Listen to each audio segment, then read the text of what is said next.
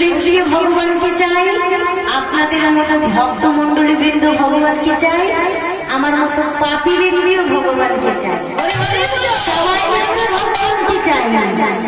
কিন্তু মায়েরা এখানে বলেছেন যিনারা জলের তলায় বসে সাধন ভোজন করবেন, ভগবানকে ডাকবেন, তারা নাকি আগে ভগবানকে পাবে।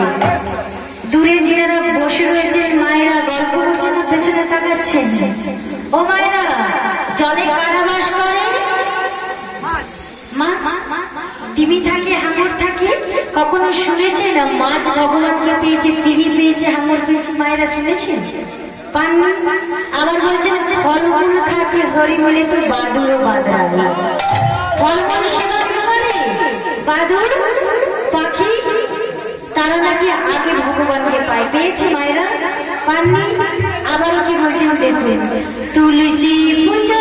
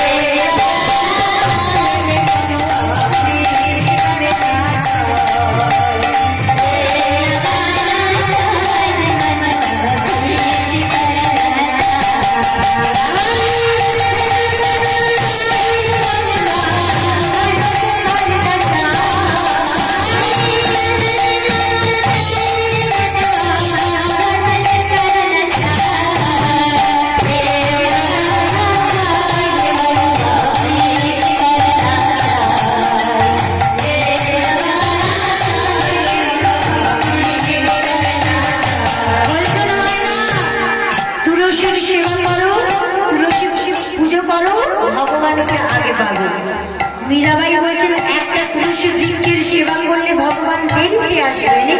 যেখানে অনেক তুলসী বৃক্ষ রয়েছে সেখানে গিয়ে যদি পুজো করি ভগবান তাড়াতাড়ি আসবেন।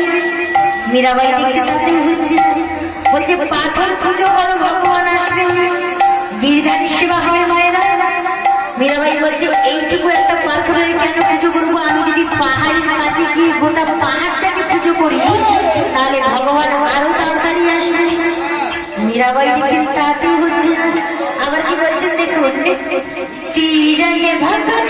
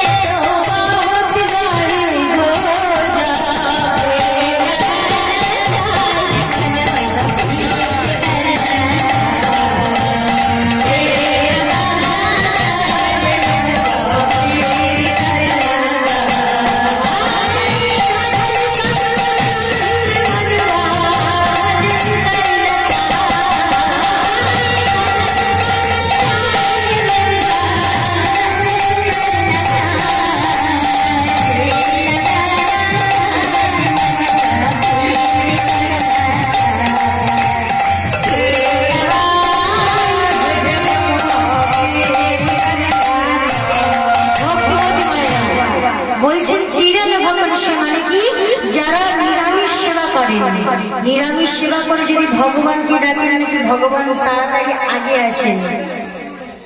ও বাবা, নিরামিষ সবসময় সেবা করেন কারা বলেন তো? ও বাবা, গরু কি সেবা করে? গরু ছাগল ঘাস খায়, তার মানে নিরামিষ। কখনো দেখেছেন গরু ছাগল ভগবানকে আগে পেয়ে গিয়েছে? পাননি? মীরাবাই দেখছেন তাতেও হচ্ছে না। স্ত্রী ছোট বলে ও মায়েরা, যখন ছোট শিশু জন্মগ্রহণ করে বাড়িতে আসে হাতে তালি দিয়ে কারা আসে? নাম কি? হ্যাঁ, তারা নাকি আগে ভগবানকে পায়। পেয়েছেন মা? পায়নি? আরো কি বলছেন দেখুন, দুধ পিনে সে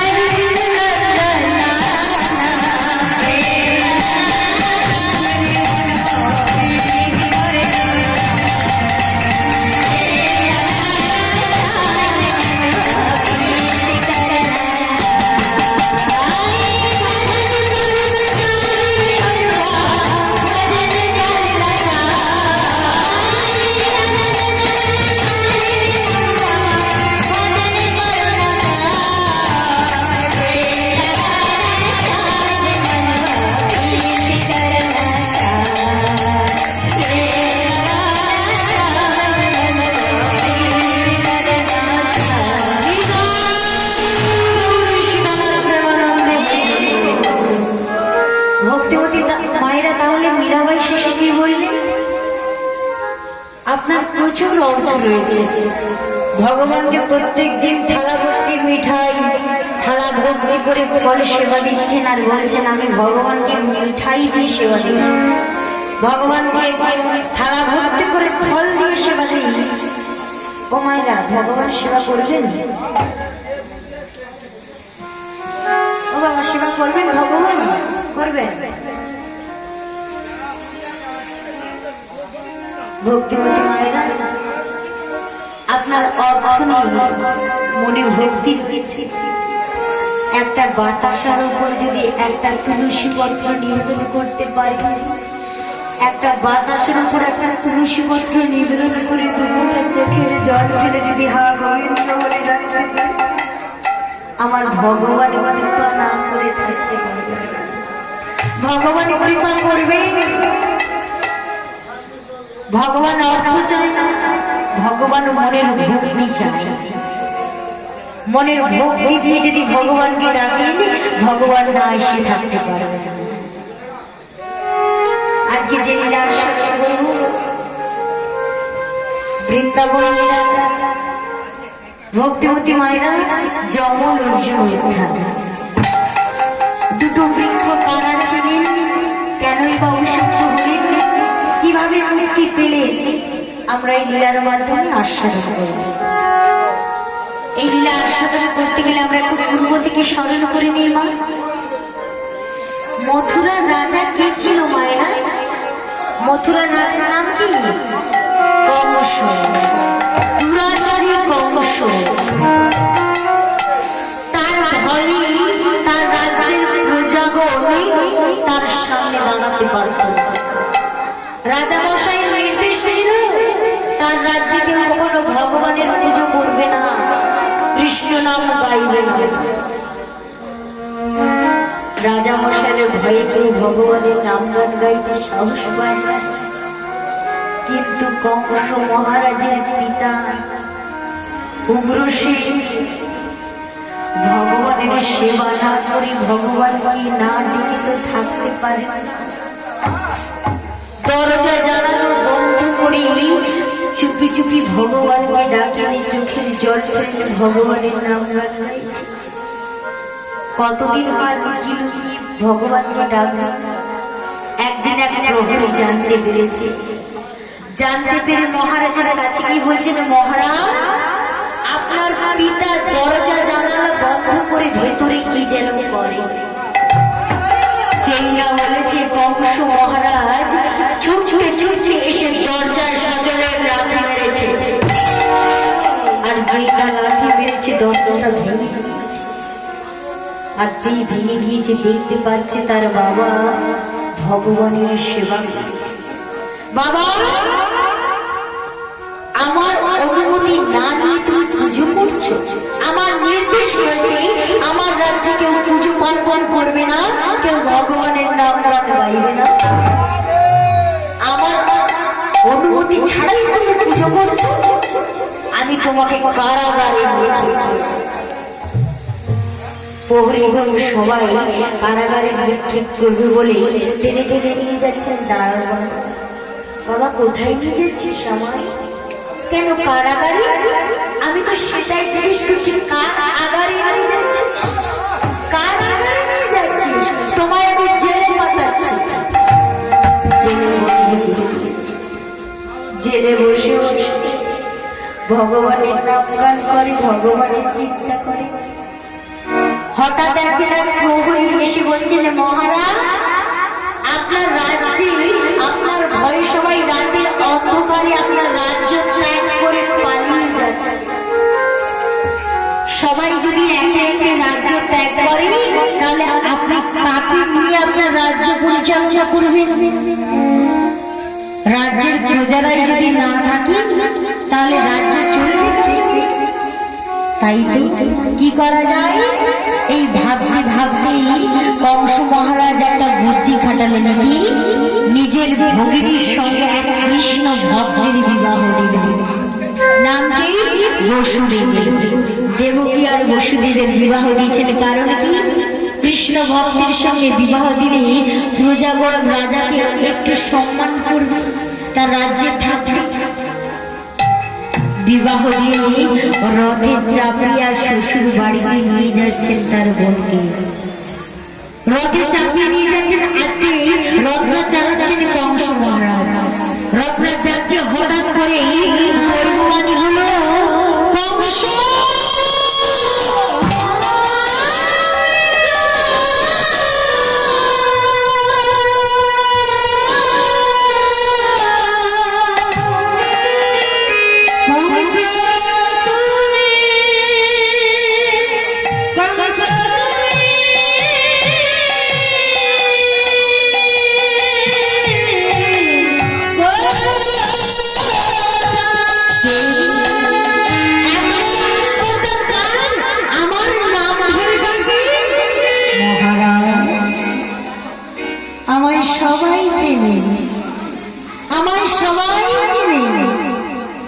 রাজ্যের প্রধানমন্ত্রী যেমন চেনে, মুখ্যমন্ত্রী চেনে, একটা সাধারণ পাবলিকও চেনে, কিন্তু আমায় কেউ দেখতে পায় না।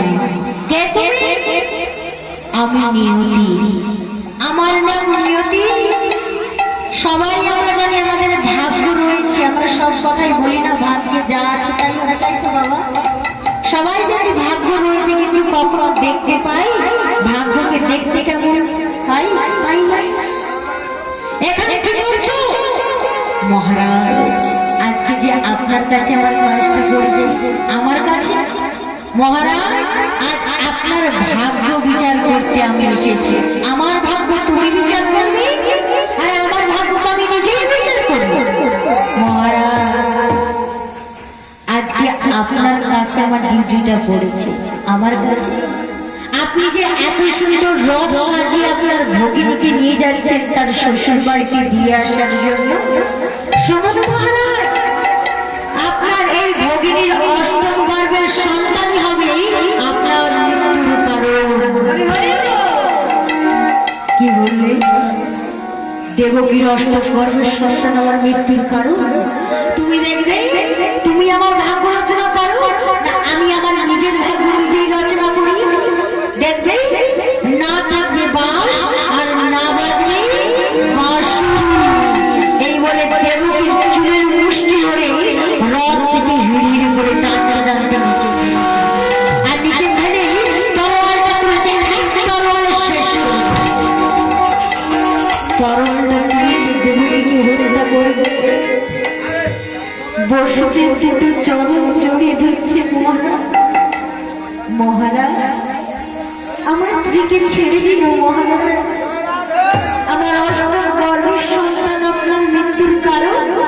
আমি কথা দিচ্ছি মহারাজ, আমার এক এক করে 8 জন সন্তানকে আমি আপনার হাতে তুলে দেব। ভক্তিমতী আমরা সবাই জানি 6 জন সন্তানকে কংস মহারাজ এক এক করে হত্যা করেছে। সপ্তম গর্ভের সন্তান গর্ভপাত হয়ে গিয়েছে। দেখতে দেখতে সেই দিন এলো অষ্টম গর্ভের সন্তান। কারাগারের শিকলবদ্ধ, বুকের ওপর পাথর চাপানো,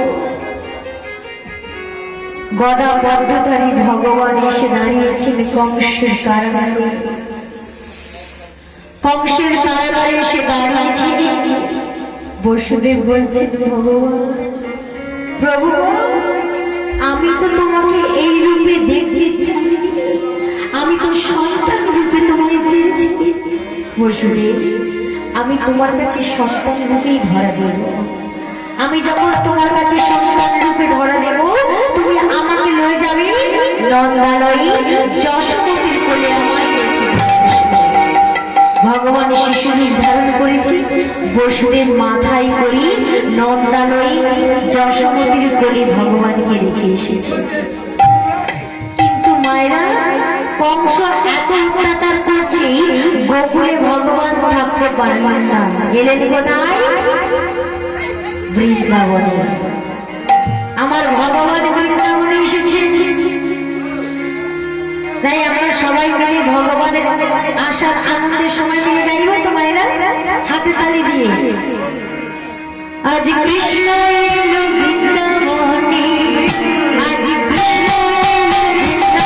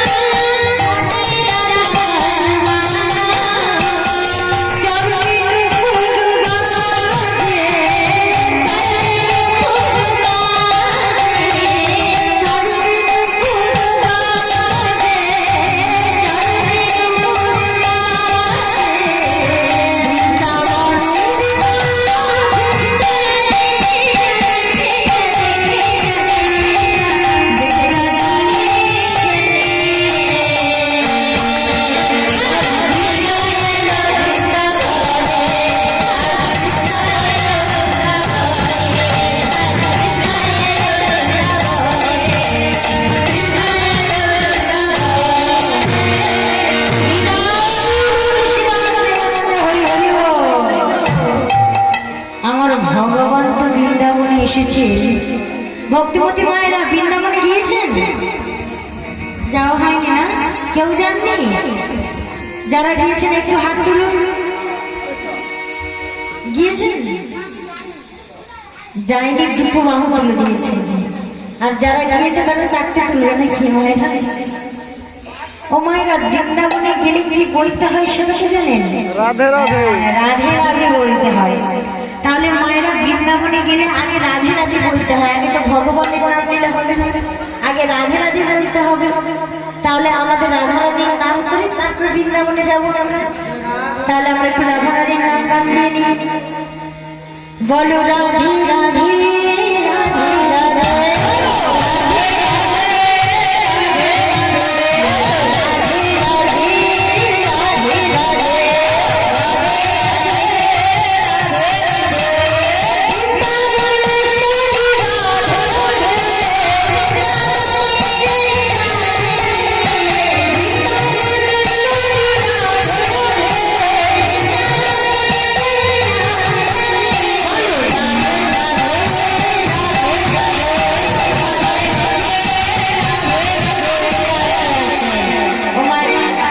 বৃন্দাবনে যেতে হলে আগে আমাদের একটু গোপী ধাম ধারণ করতে হয়। কি করতে হয় মায়েরা? একটু মাথায় কাপড়টা দিয়ে দিন, শাড়িটা দিয়ে দিন।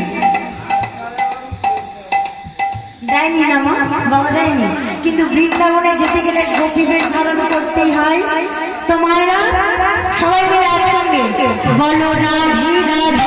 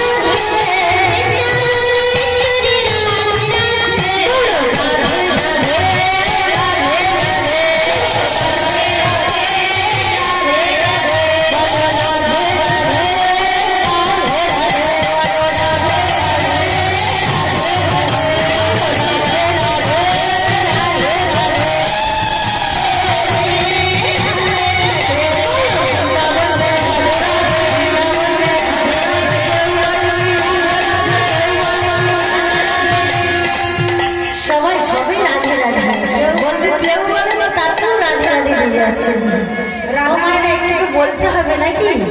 রাধে রাধে হয়ে যায়। ও মায়ের একটু জোরে জোরে বলুন, ঘুম তো কেটে যাবে। ঘুম পেয়েছে বুঝতে পারছি মায়েরা। দেখবে যখন সময়ে যদি আলু সেদ্ধ অন্ন দেওয়া হয় সেটাই অনেক তৃপ্তি ভরে সেবা করা যায়। অসময়ে নানা রকম ব্যঞ্জন দিলেও ভালো লাগে না, তাই না? অনেক রাত্রি হয়েছে, মায়েদের ঘুম পাচ্ছে বুঝতে পারছি, তবুও জোর করে আটকে রেখেছি। ও মায়েরা একটা দিন কষ্ট করবেন, কালকে রাত্রে আসবেন আর কেউ বলবেন না, আর কষ্ট করতে হবে না, কালকে ঘুমোবেন ভালো করে। মায়েরা একটু জোরে রাধে রাধে বলবে না, কেমন? বলো রাধে রাধে।